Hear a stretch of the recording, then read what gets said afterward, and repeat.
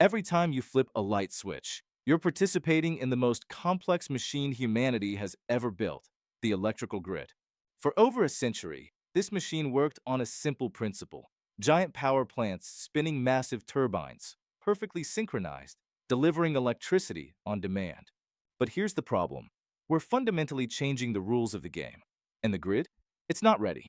To understand why renewable energy integration is so mind-boggling, you need to know one critical fact: electricity can't be stored in wires. It must be generated the exact instant you use it. For decades, this worked because power plants could be ramped up or down on command. Need more power? Burn more coal. Simple. But solar and wind don't take commands. They answer to the weather. And here's where physics gets brutal. Wind power output is proportional to wind speed, cubed. That means if wind speed doubles, power output increases 8 times. A gentle breeze becomes a power surge. A sudden lull becomes a blackout risk. But the real mind bender? It's about something called inertia. Those giant spinning turbines in traditional power plants aren't just generating electricity. They're acting as a massive flywheel, a physical buffer that stabilizes the entire grid's frequency. When millions of people suddenly turn on their air conditioners during a heat wave, those spinning masses slow down imperceptibly, absorbing the shock like a gyroscope. But here's the crisis: solar panels and wind turbines don't spin. They connect through electronic inverters that have zero physical mass. As we retire coal and gas plants and add more renewables, we're removing the grid shock absorbers. Without them, even tiny imbalances can cascade into massive blackouts. The rate of change of frequency, how fast the grid can destabilize, has increased dramatically. We're one major disturbance away from catastrophic failure. Now, let's talk about the economic nightmare that keeps utility executives up at night. Once you've built a solar farm, the actual cost of producing each unit of electricity is essentially zero. Free sunshine, free electricity. Sounds great, right? Wrong. In California in 2025, there were times when electricity prices went negative. Utilities were literally paying people to use power because they had too much solar energy and nowhere to put it. They shut down or curtailed 738,000 megawatt hours of clean solar energy. Just threw it away because the grid couldn't handle it. But here's the paradox: when the sun sets, those same solar farms produce nothing. Suddenly, we desperately need backup power plants.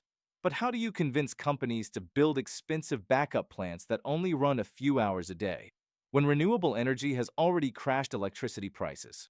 This is called the missing money problem, and nobody has solved it. Even if we solve the physics and economics, we face a brutal logistical reality.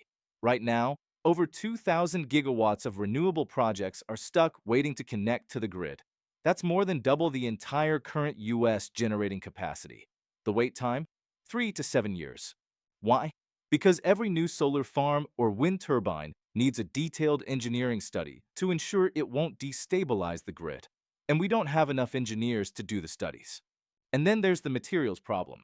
To build a net zero grid by 2050, we'll need 81 million tons of copper, 67 million tons of steel, 31 million tons of aluminum. That's like building the Eiffel Tower 10,000 times over. So are we doomed? Actually, no.